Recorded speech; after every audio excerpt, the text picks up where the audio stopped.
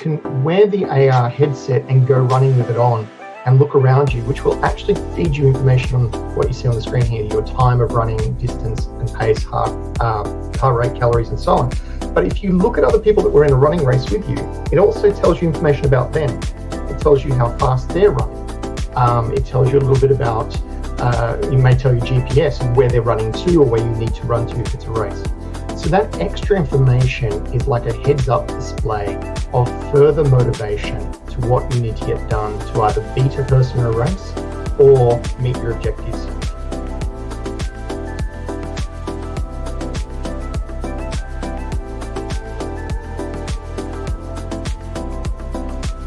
Then we embarked on the Health for Life initiative.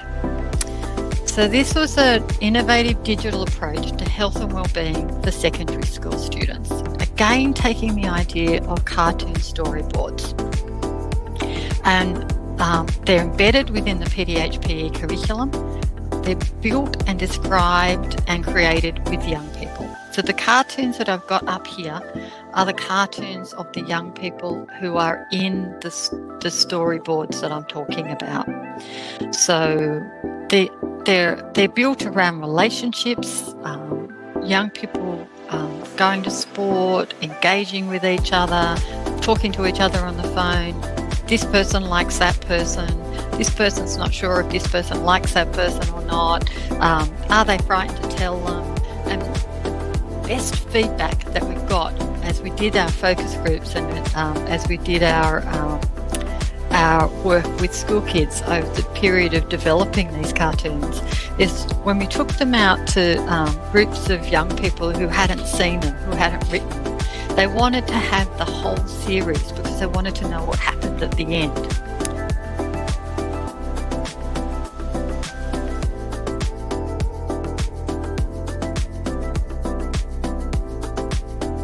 Often adolescent interventions appear to be individually focused on the adolescent rather than the adolescent within their social and structural environment, which is essentially akin in my mind to sharpening an arrow and then shooting that arrow into an incredibly solid wall. It's great that the arrow is sharper, but unless you change the environment in which the adolescent is also changing and transforming, then the effect you can have is very limited.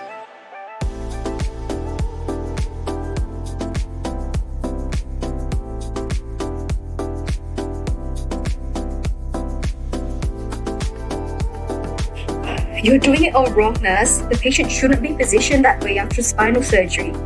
Yeah, I'm not on the care team, but I've had more experience working in this field than you do. I certainly know what I'm talking about. Yes, it's true you may have more experience, but if you're not on the care team, then it is my responsibility, not yours.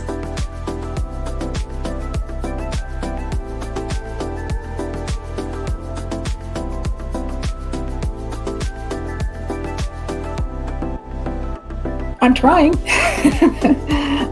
and I'm happy to go out there and continue to say, well, let's not think of it entirely in negative terms.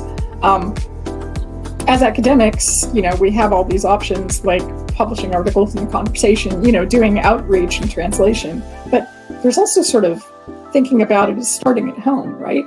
Everyone who has teenagers kicking around the house.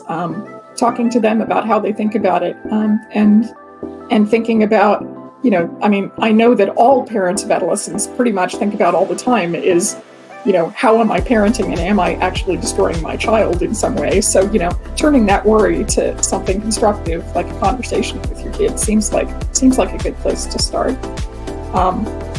And with all of the tremendous connections between WH&Y and education and the Center for Adolescent Health at MCRI and education, I think there's lots of ways there to touch the lives of young people and say, we respect you and we respect your decision making more than maybe the discourse suggests. Can you talk to me about how you want to do this? I think the WH&Y Youth Commission is probably also a really great place to start.